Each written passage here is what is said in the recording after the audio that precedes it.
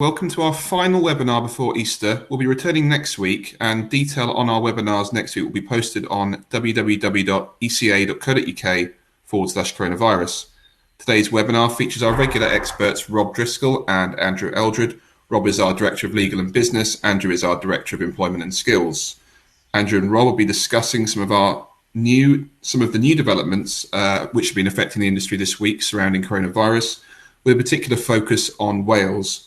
Over to you, Rob. Thank you, Mike. So I'm just trying to move the slides on.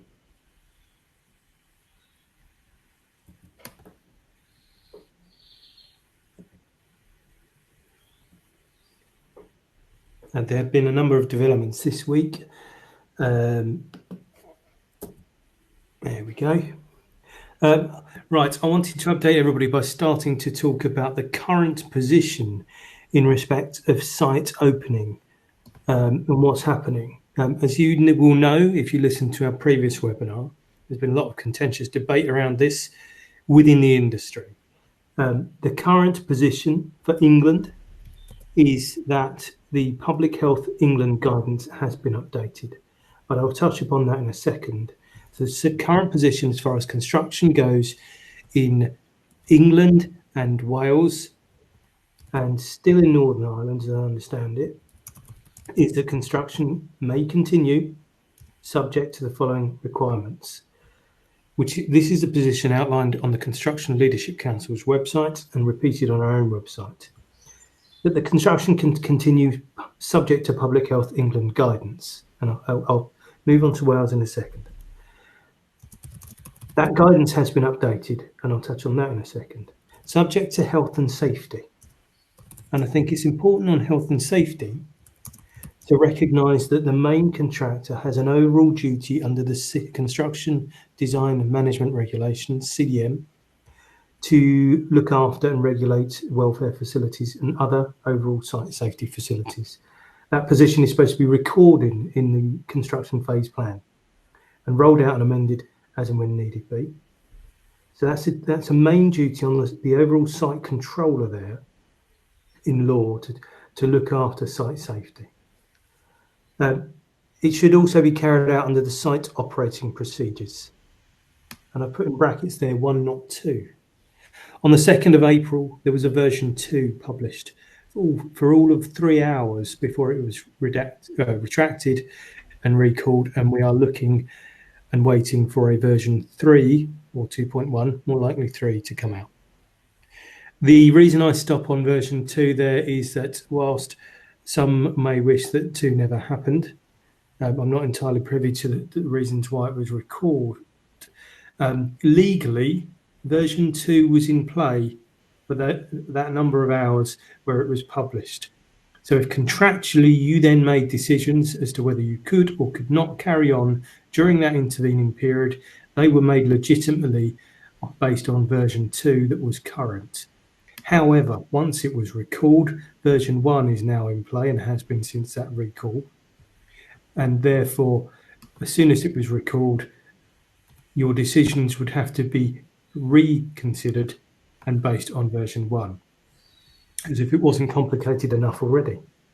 And the fourth ground upon which you can continue site operations is if your workers can travel to and from site safely and responsibly. So I just wanted to touch on what that means. And I'm going to footnote that if you want any of the notes, if you like, from what I'm covering here, if you go onto our website, and you've seen that on the front slide, our coronavirus webpage has a government announcements document. Each time there is a development, I and the team update that and repost it. It has the full depth of information on site opening at the very top of that document, which is growing in length, but it's because it's got all the help and guidance that we're covering on there. So Public Health England guidance, back to the subject matter, for English sites has republished guidance on what it means. And it goes into detail.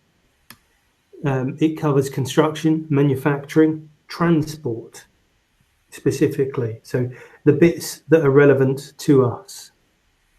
It also talks about, when it goes into that detail, where it is not possible to follow the social distancing guidelines in full in relation to particular activity, you should consider whether that activity needs to continue for the site to continue to operate.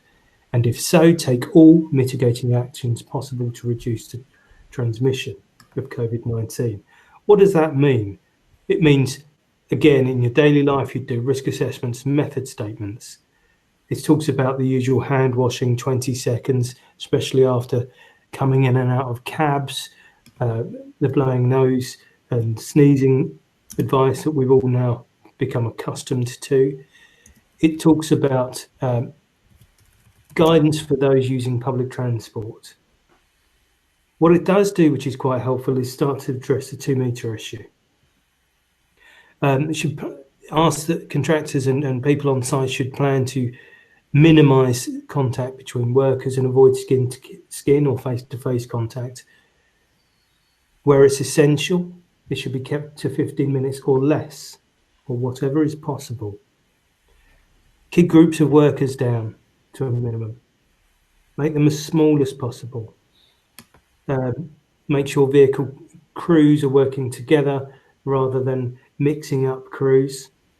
And this applies to travel. It talks about where employees have to travel together. Make sure windows are open. Make sure windows of machinery are open. Make sure cabs of plant where they need operators are cleaned by the same personnel.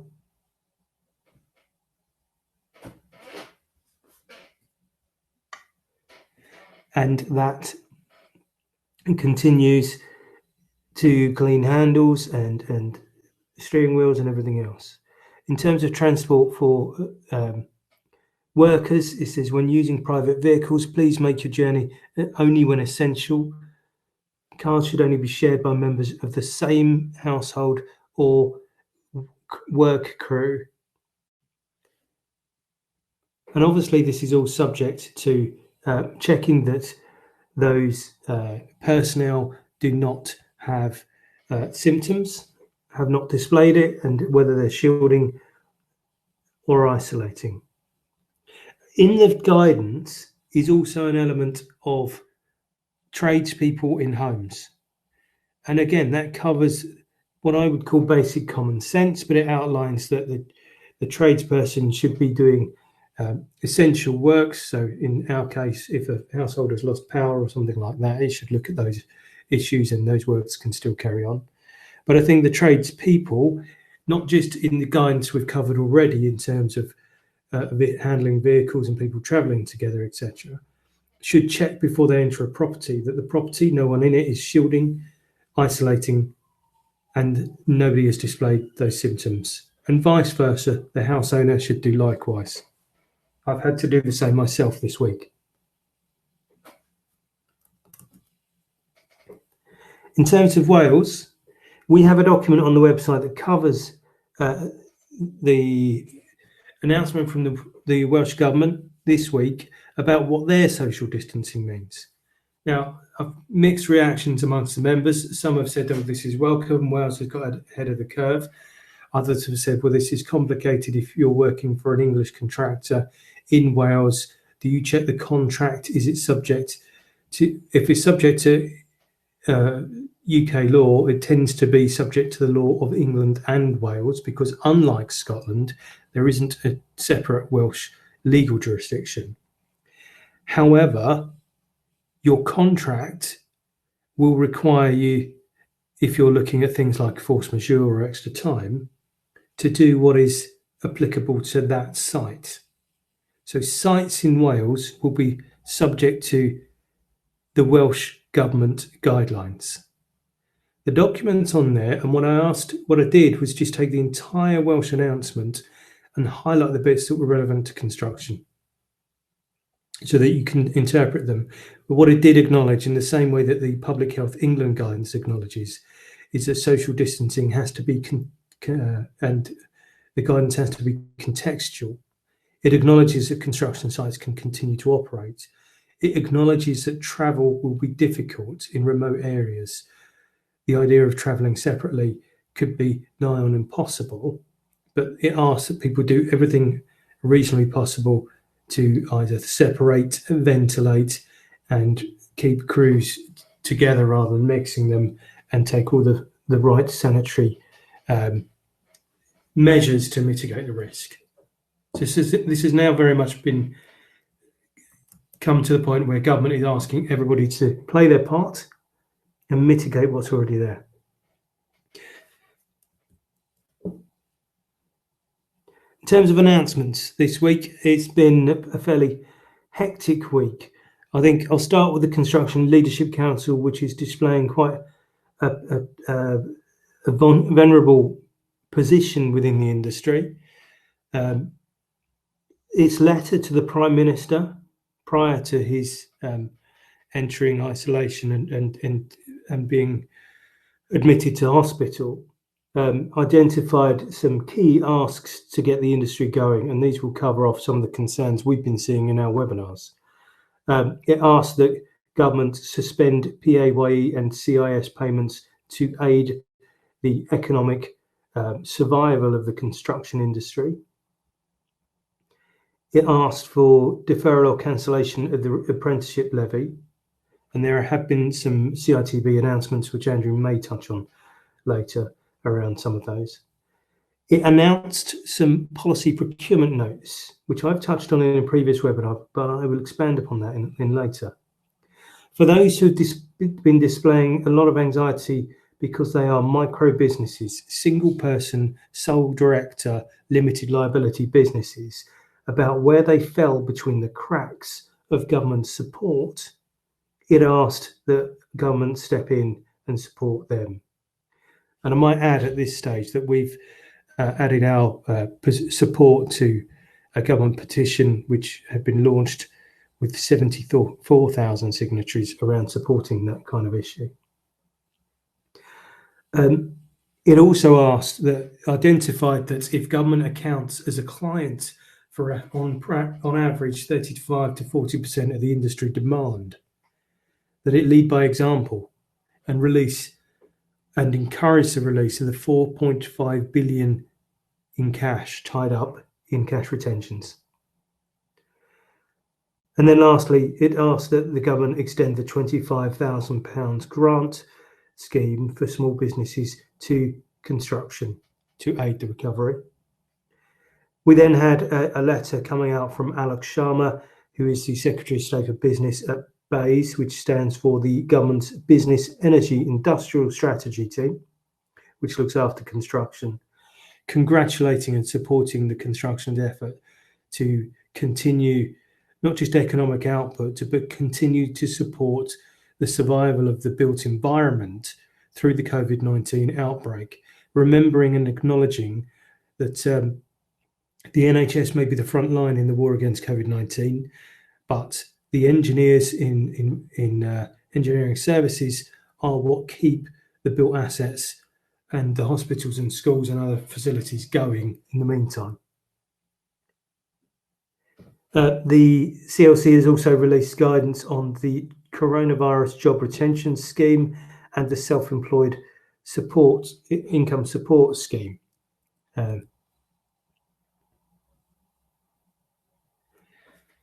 In terms of the other facilities in the government landscape for support,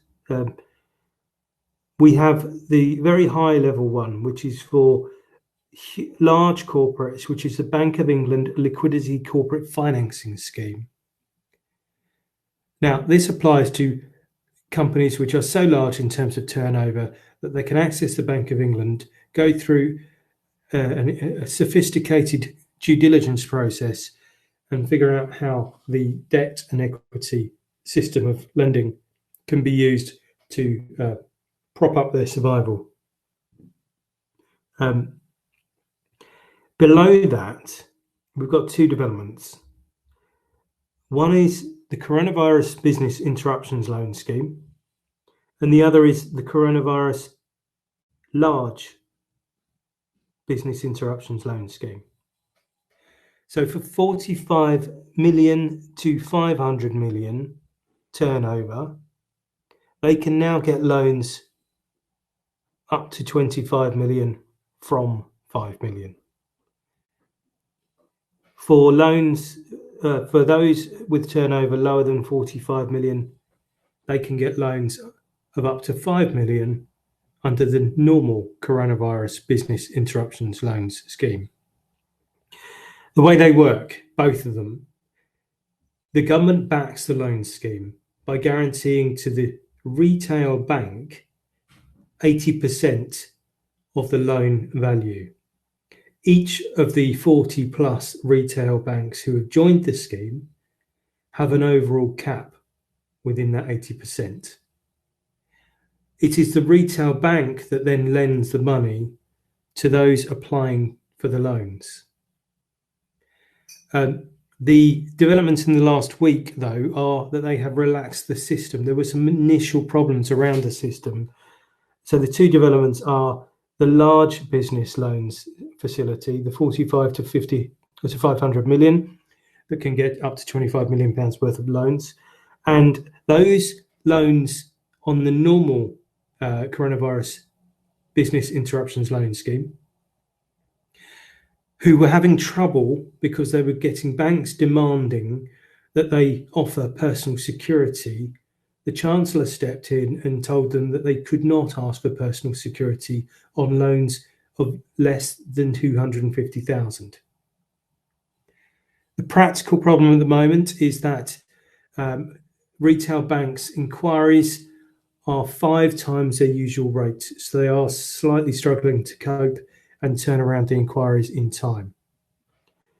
What's ECA doing for you on that one? Well, actually, we have a representative from within our members who is participating within the Construction Leadership Council's task group on the lending facilities with government to try and improve them. So we are taking all feedback that you want to send through to me and sanitising it to protect the innocent, and there is a report going into government about how that's working. We've had mixed reactions from that. But if you didn't get a loan last week, and banks are tending to prioritise their own existing customers, they have been asked to move away from necessarily encouraging you to buy from their normal retail lending facilities, although they have, depending on which bank you're going to, relaxed some of those facilities and extended overdrafts and other facilities to cater for the coronavirus problem in terms of cash flow. But the bit I'd say about that is you've got to present a viable business plan. Use the but-for test. But for coronavirus and the economic shock on your business, you would demonstrate a viable business to lend to. Personal loans, government has given guidance that banks should be sympathetic to those with personal loans during the coronavirus outbreak. So initially we're working on the 3-month period. That is the same for mortgages and the same for tenants, whereby they have encouraged banks, landlords, they've suspended evictions. This applies to not just residential but also commercial tenancies for the 3-month period whilst everybody encounters the shock of coronavirus on their daily lives and their commercial lives. In terms of announcements from HMRC, we know that the IR35 introduction was deferred for a year. We know that VAT has been deferred for at least 3 months. But the practical implication of that is that you still have to do your VAT return, even though you can cancel your direct debit for 3 months. Please don't forget to do the return. There has been an income tax deferral till next year on self-assessments, and that's there to help the micro businesses. There is also the time to pay system, which helped contractors through the Carillion crisis, has always been there, but it's helping people reach a deal on tax debts they are unable to pay. But I would say, as a footnote from Liz Bridge, who was our guest on a previous webinar, and who is not only an expert in tax and construction, but also acting as an adjudicator for HMRC, they will entertain a deal if you contact them before your bill is due. If it's after, they see you as a bad debtor, and it's very, very hard to gain sympathy with them. HMRC is also posting a lot of webinars on their YouTube channel, which I imagine in normal times is vastly undersubscribed, but quite frankly now is worth a look and listen. I'm posting them where I can on our LinkedIn and Twitter for you to follow. In terms of corporate compliance, you now have a 3-month extension to file your accounts at Companies House.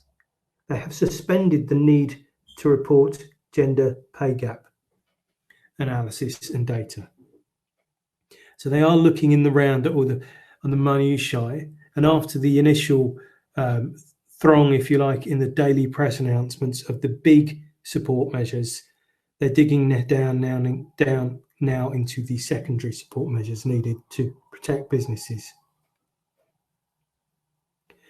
In broad terms, because Andrew's expertise is better in the coronavirus job retention scheme, we know we've got a government that's going to back up to 80% of the 2,500 cap for any one employee under the new furlough system. Questions around that I'll leave to my colleagues to field at this stage. We have a slightly new announcement that directors, and by which I mean company directors registered at Companies House. I don't mean people with glorified titles which include the word director, mine included. I'm not a company director at ECA. But those who are company directors can still, even though they're on furlough, fulfil statutory duties under the Companies Act. Now, there are about 7 or 8 duties under the Main Companies Act 2006, which are quite ephemeral and wide-ranging. I'd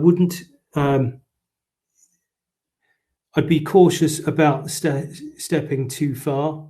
On one of the previous webinars, Liz Bridge highlighted that if you contact HMRC, your call is logged on their CRM, their Customer Relations Management System, and that may become problematic for you. Because that could act as evidence that you're working even though you're on furlough. You want to create a massively auditable forensic trail of evidence about who, what, where, when, why people have done any work. The other development around furlough, I believe, and I'll be corrected if I'm wrong on this, is that if my job one decides to furlough me and I have a second job, I can still do the second job. This has been relevant to a couple of inquiries on commercial contracts where you've got people engaged in multiple activities. You have the self-employed, the statutory sick pay system, where governments agreed to step in and allow people to exercise that right from day one. The small business grant, if you're on small business rate relief or rural rate relief, you can get up to £10,000.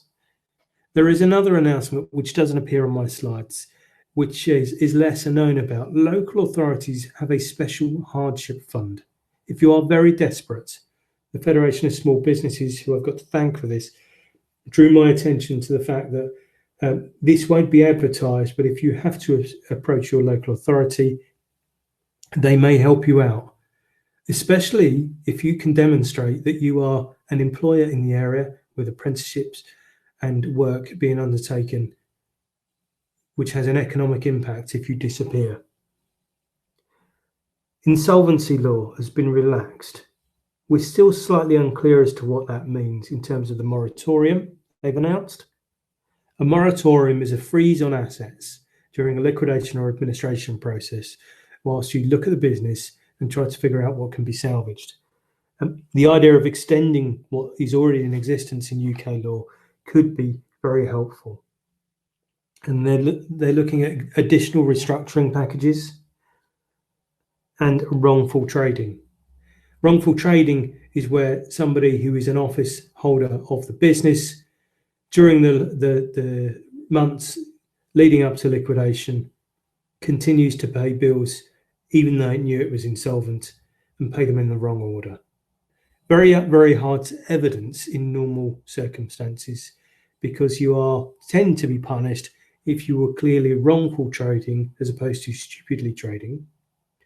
We are all allowed to make bad decisions, but this is an acknowledgement by the government that bad decisions will be made and they can't necessarily all go as being culpable. There was an announcement from government, which I'll leave Andrew to speculate on, about annual leave being able to be carried over where you're furloughed and carried over the next 2 years. But I'm not entirely sure how government can specify that or whether in actual fact it's an employer-led decision. The Intellectual Property Office has relaxed some of its rules. So if you're doing engineering, which you actually where you patent the solutions to enable you to do R&D tax credit recovery or things like that, you might want to look at those. And MOTs have been suspended specifically for HGV vehicles. So you'll want to look at that.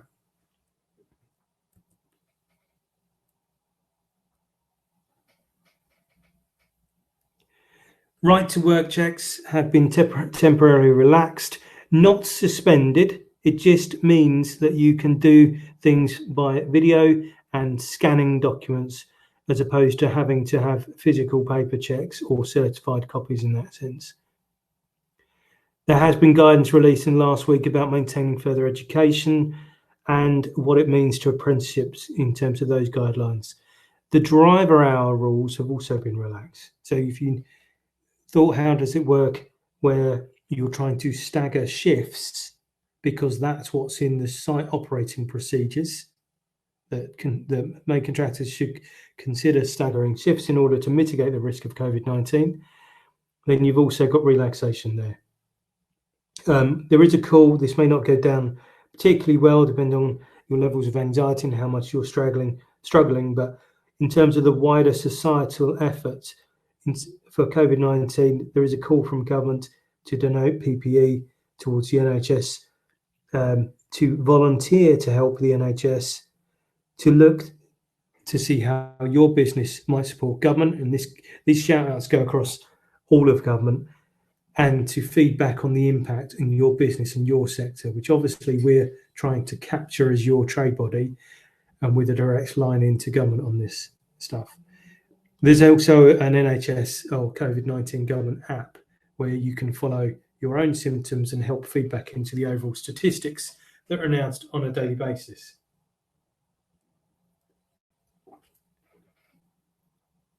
Before I go into the PPNs, I wanted to go back to the lending issue and just touch on this. One of the things we've had feedback on is if you look at all the measures that I've outlined, job retention schemes, statutory sick pay, self-employed, furloughing, MOTs, all those different issues, you need to sit down, I guess, and model how each of them can help relieve the pain that your business might be going through.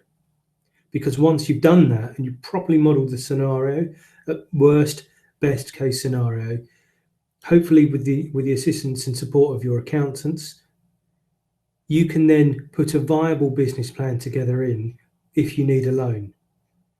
It's always easiest to grant something if it's gift wrapped in front of you.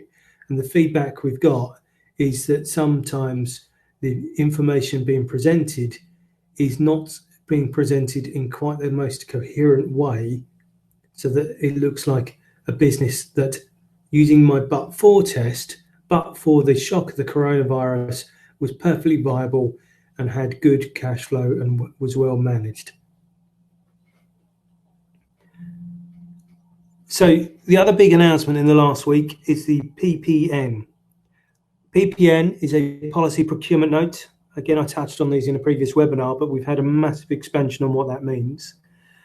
And there was a PPN 0120 on procurement rules, which basically said you can relax the public procurement rules and get on with it in order to award COVID-19 contracts so that all the public sector efforts in respect of COVID-19 can go ahead. And PPN 0220 is about supply relief, which covered payment issues. Now, we released our guidance note on that on our website earlier. That has been updated to include the new construction-specific guidance. The supply relief was about business continuity, about the public sector being able to recognise and assess who in their supply base, not just at Tier 1, was at risk. And being at risk would cause them huge risks in delivery of public services. Again, they're going down the road of a but-for test. But for COVID-19, this business, who is a public sector supplier, would be perfectly fine. They have various options under the PPN, which allows them to either redeploy resources, make adjustments in order to advance cash flow, but up to a maximum of 25% of the contract value towards the end of June. The conditions of the help are that contractors must act on an open book, auditable basis, and that includes, where it's applicable to Tier 1s, making sure they have paid furloughed employees, as is a requirement of the Coronavirus Job Retention Scheme, making sure that they can't double bag recovery under the CJRS and the PPNs. So you can't recover twice for the same personnel if you furloughed them and then you're trying to claim advance payment for them. It mentions that the public contracts regs, which have always been there, require payments throughout the supply chain within 30 days to Tier 1, 2 and 3. It also mentions, for those that are involved in the FM sector, that if you're paid under some kind of service credit or key performance indicator system, you have the ability to have those adjusted to recognise the COVID-19 situation and ensure payment flows through you. But when you get to the construction-specific guidance note that has now been released, and we've added that to our own guidance note on the website, they have recommended 4 specific areas: shorter payment periods, advance payments, and that can include the release of retentions. We've added to that in our table, and we're trying to see whether we can work with government to release a second version of that document so that it recognises that they can adjust contracts to relieve the idea that LADs might kick in, and they can shorten payment periods within contracts and release retentions in addition to what's already there.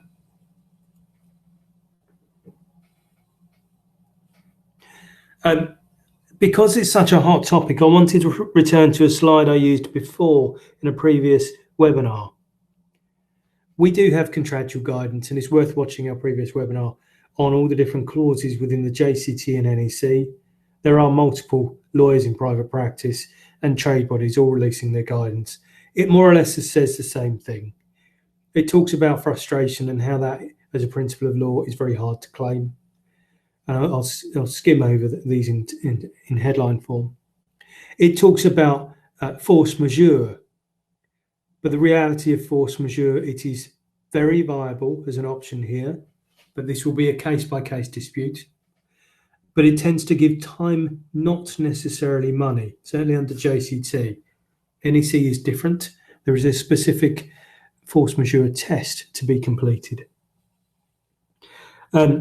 The overall position about site opening, which I covered at the start of this webinar, must be to go to default back to health and safety law, to look at your responsibilities as an employer under the Corporate Manslaughter and Homicide Act, and as an employer under your Health and Safety at Work Act requirements, under your employer's liability insurance policy, because if you don't stay within your policy cover, there is a significant chance that you will negate your insurance cover in the first place.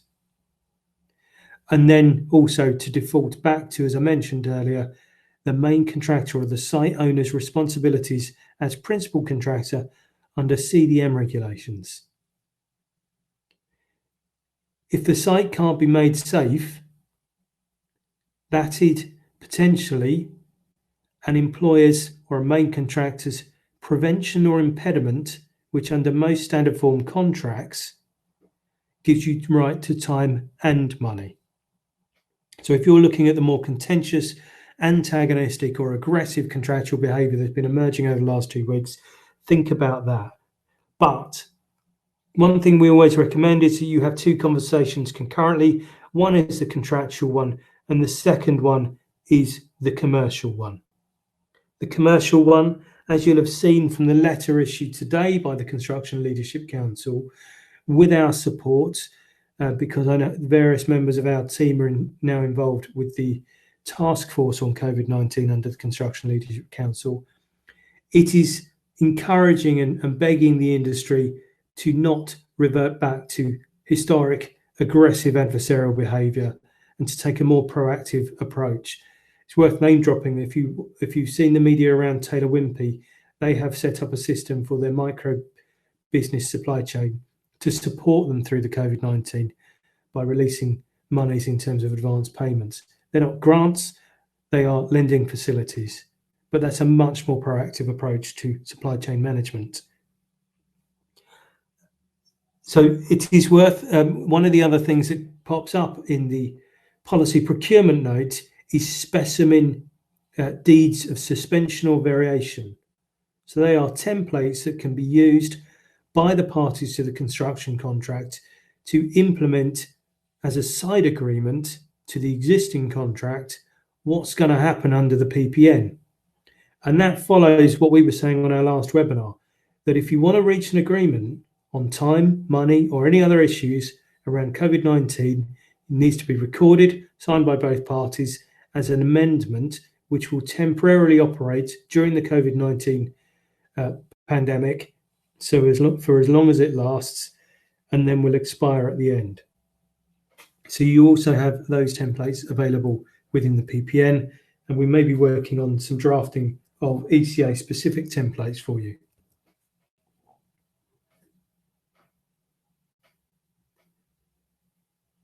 In terms of what you should be doing to sustain the legal side of your business, I've covered these before, but I'll just go through it again. You need to be doing those contractual audits of contracts upstream with clients, downstream with subcontractors and suppliers. There's intelligence out there that some people, even in the supplier base, have been trying to roll out bad behaviour. Different people in the industry have just been saying, we will not pay you. And what we'll pay you will eventually be paid when we come out of COVID-19 in equal instalments. That is not legally enforceable. Backed up with the what are you going to do about it phrase. That is why CLC, Construction Leadership Council, issued the statement, because they have had reported to them and back through to the government numerous instances of this kind of behaviour which should not be tolerated. Make sure you build your evidence. Make sure you leverage your notices. I said it on a previous webinar. I just wanted to reiterate, whilst things are anxious, don't rely on text messaging, WhatsApp or any other kind of messaging. Make sure that you comply with the contracts, having your notices put in writing in a compliant way, because if you don't, they would deny they are valid notices. And as we said, collaborate, because that is going to be more helpful in taking you further on. So that's an overview of the government support. I wanted to go back to what's been happening in Wales. There is also the Welsh Government announced a 500 million pot of loans available to businesses to see them through the period of COVID-19, the impact on their businesses. Came from 2 different sources of financing. It doesn't matter where it came from. It's already maxed out. So the Welsh First Minister has asked the Chancellor to step in, not just to learn from how they rolled out the loan scheme, but also to help top it up. And we are yet to see an announcement in response to that. before I let somebody else take over on this, any of the questions you've asked along the way, Mike will be aggregating and asking us at the end. Rob, this one's from Dave. The 2 metre guidance is still very unclear. We're being asked to install radiators that weigh in excess of 90 kilograms and have to be unloaded and carried to their installation positions by 2 people. How can we do so safely? And who identifies whether this work is essential or not? So let's answer that and try and answer that in reverse. Is it essential?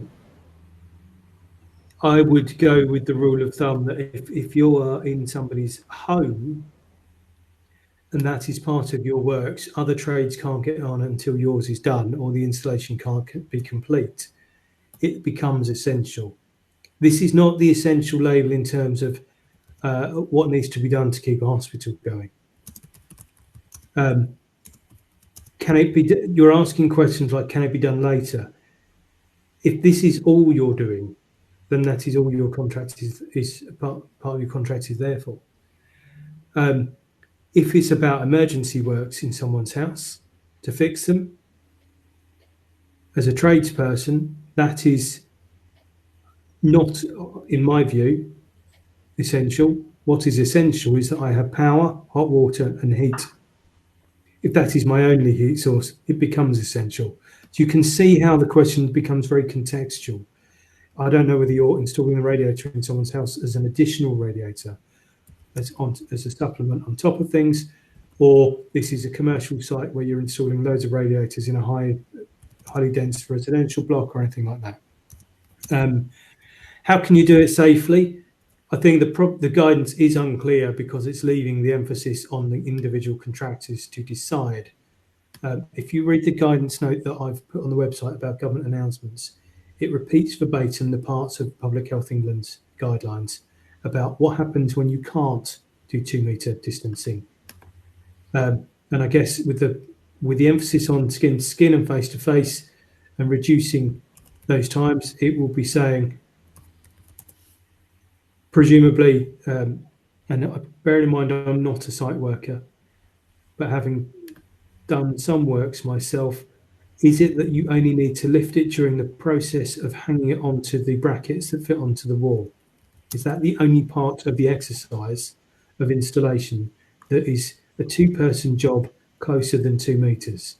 Can they wear gloves? Can you issue them with the right masks? Can you make sure they wash hands, are displaying no symptoms, and have logged all of that before and after the process? Is it worth making sure that the radiator itself has been cleaned properly in case on its way to where it's got to prior to installation, it has any problems in terms of COVID-19? I think I've covered it. And Mike? Okay, thanks, Rob. We'll continue with your questions, Rob, if that's all right, and then we'll go on to Andrew afterwards. Okay. So this one is from our South Wales Regional Manager, Michelle. It's a question of the member sent to her. Do we pay employees 80%, then take off tax and national insurance? As a solo owner company, I pay myself a lower wage, PAYE, and make it up with dividends each month. Can I claim on both parts of this to get to the 2,500 allowance? I can answer the last bit, and Andrew might have a better view on the first bit. You can't claim dividend. Apologies. This is the micro sole practitioner limited liability problem. There have been a lot of people coming out saying the coronavirus job retention scheme only covers my pay. It doesn't cover my dividend, and I was historically used to taking my income out via dividend and only maxing out PAYE, if you like, wages through up to the 8,500-ish mark, which is the tax efficient way of doing it. This is why the Institute of Professionals in Entrepreneurial Services, I think it was, launched a petition of 74,000 signatories, and the Construction and Leadership Council's letter to the Prime Minister identified that it was you guys that were getting that was falling between the cracks of the government support system. But one thing I'd identify that if it is dividends you are then missing, this may not be the grant and it may have to get paid back, but that is where the Coronavirus Business Interruptions Loan Scheme is directed at you. It covers sole traders, limited liability micros, all the way up to the large loan scheme. And therefore, you are eligible to approach your bank and see whether you can demonstrate the viability in order to get a loan to see you through. Thanks, Rob. Just picking up from that as well, this is from David Vaughan. He says, my bank have been useless. Is there another route you would recommend as my bank wants security, etc.? Well, the first thing I'd say is, when did you talk to them? Because things have changed. With the reports we're getting is that things have changed in the last week since Rishi Sunak announced relaxation and basically gave the banks a good telling off about the approach they were taking. Structurally, as I said, the government sits behind the banks. The banks do the due diligence, are at the front line of this over whose viability it is. It's very hard to answer that question, David, simply because I don't know what your credit profile of your business and your cash flow looks like. Talking to accountancy firms, tax specialists and financial directors, the advice and guidance, as I said, has been that on occasion, sometimes they have rejected or said that they can't issue the lending facility because they don't have sufficient information on which to make that viability assessment. So there's two different elements to that. One is, sorry, Mr. Customer, you're not viable, because even but before COVID-19, you wouldn't be viable. Or the other is, sorry, Mr. Customer, you've not given me sufficient information to make the decision. And then the third element in the background is sometimes the banks are being slow about this, far too slow for your cash flow imperative at the moment. But I wonder whether people are actually doing sufficient cash flow modelling to present themselves in the best light, because some of the accountancy practices right now are saying that isn't happening at the small business end of the spectrum. So what can I recommend is, first, go back to your own bank, have a second conversation with them and say, we spoke prior to those announcements, which I'm going to assume for the purposes of this question that it was. Was there anything missing from my submission or things in it that I could improve for your assessment purposes? Banks are apparently being better and prioritising their own existing customers. If not, I'm afraid I don't have a ready list of which banks are better to go and see, because there are over 40 of them and there's a queue of additional banks trying to join that lending system. Next question, Mike. Thanks, Rob. This is from Gary Taylor. Please, could you provide further detail on travel to and from work, mentioning work crew can travel together, subject to ventilating, cleaning, etc.? Okay, let me go into my document and read it verbatim if I can get that up.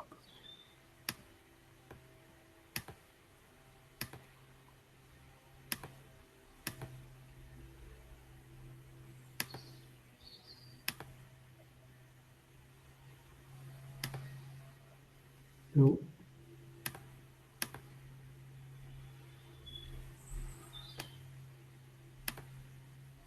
Sorry guys, I'm partially sighted, so I'm just trying to find the part of my document so I can read it out to you.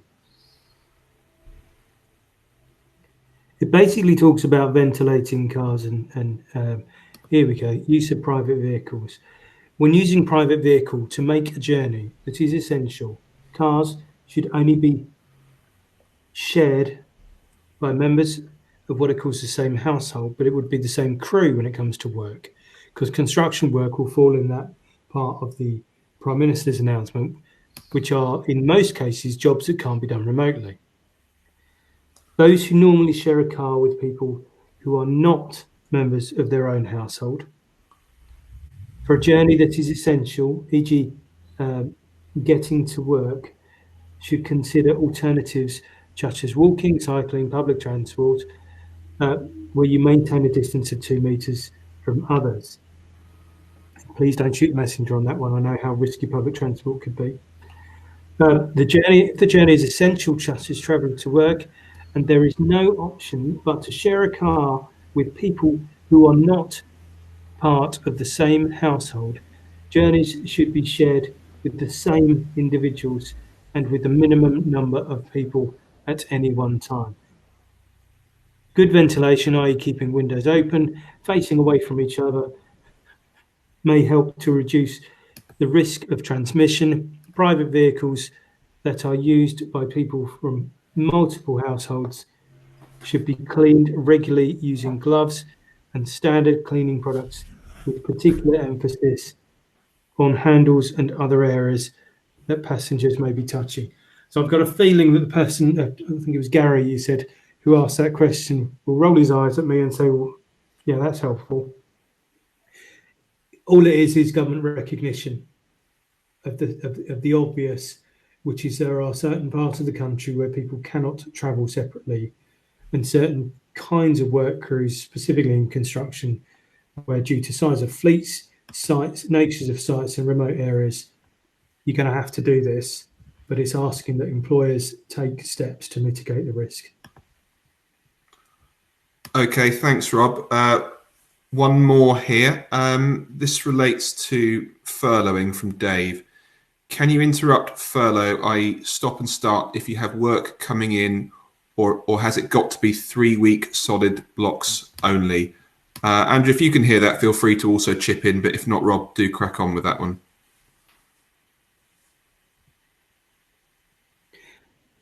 Okay, I guess it is a minimum 3-week period at the moment. Construction did ask at one point for about 2 weeks, but at the moment it's a minimum 3-week period. You cannot stop and start work. They will. So the HMRC coronavirus, who are the conduit for rolling out the coronavirus job retention scheme and the mechanism for paying it back, have a 5-year period after this. Now, presumably, finance directors will be very nervous that there is any evidence within your company that people have been working whilst on furlough. Again, these are the announcements today. They may change. But currently, as I understand it, we have a problem in that once you are furloughed, you are off. And you cannot do any work other than what I said, with exceptions for volunteering or directors who are office holders in terms of Companies House. Okay, thanks, Rob.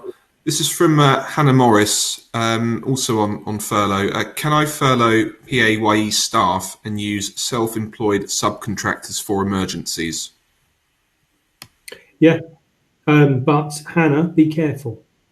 So the perverse reaction we've been discussing internally between Andrew and I is that in theory you can furlough everybody and just subcontract the lot out, or any remaining workload you have. But Hannah, if I'm a solicitor, as well as being a mediator and a kind of a representative of small SME business and cabinet office, that comes with its own risks. You outsource it, you've got to maintain the quality issues, make sure that the personnel are suitably qualified, carry the right public liability, employer's liability if they're designing professional liability insurance, be able to audit them. So you'll need to put in place a decent subcontract for those purposes, but not just put it in place, manage it. So you're still going to end up with some kind of residual overheads within your business to manage their payment system and the contract management overheads that you'd still incur. But it might reduce your headcount if that's what you need to do. Okay, thanks, Rob. We're going to try and hand over to Andrew now. If it doesn't work this time, then I'll just summarise and I'll inform everyone of what's happening next week. Andrew, can you hear this? Are you able to interject? If not, we'll just progress.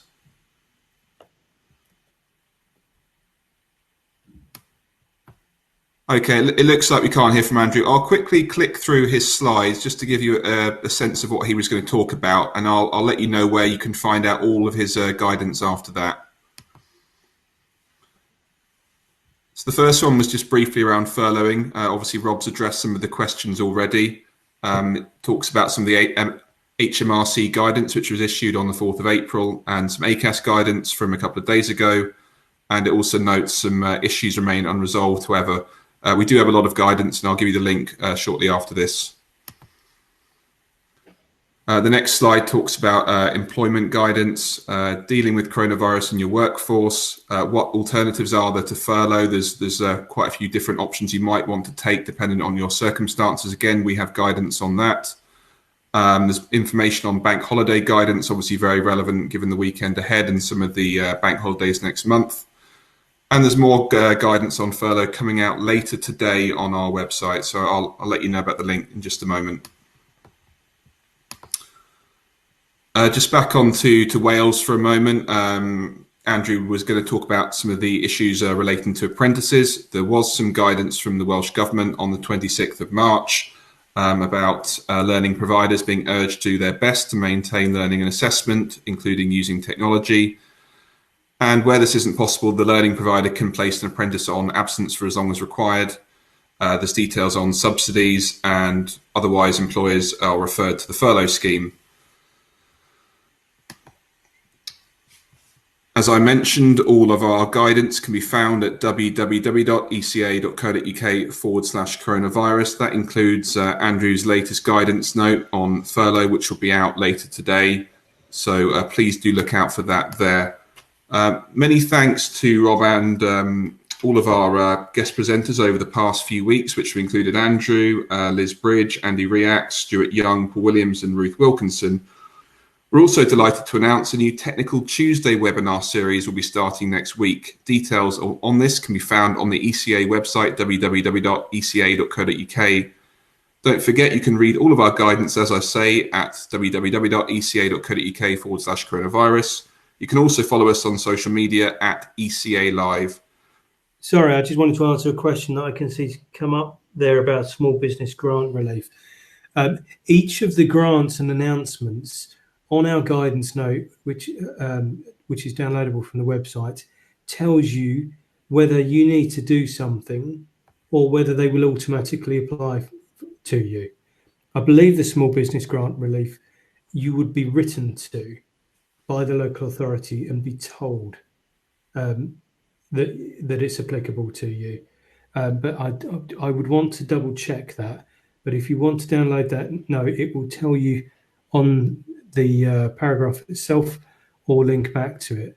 And I think some kind of more positive stories as well in the last week is I have seen different members work with public sector clients, whether they be directly working for them or through intermediaries, subcontractors, using the policy procurement notes to get things moving, advanced cash flow moving, and to secure their positions in a more tighter place. So don't be afraid to examine all the tools in your artillery here to get yourself to a position. And as I said, when it comes to the loan scheme, I think you want to take the range of announcements outlined in our document, go through them one by one, see how they apply to your business, and then you can present a viable business model, whether you be at the micro or the large end, towards getting some assistance to get your business surviving through this period. Okay, thanks, Rob. From Rob and I and everyone at ECA, do have a happy and safe Easter, and we'll see you next week for the next webinar.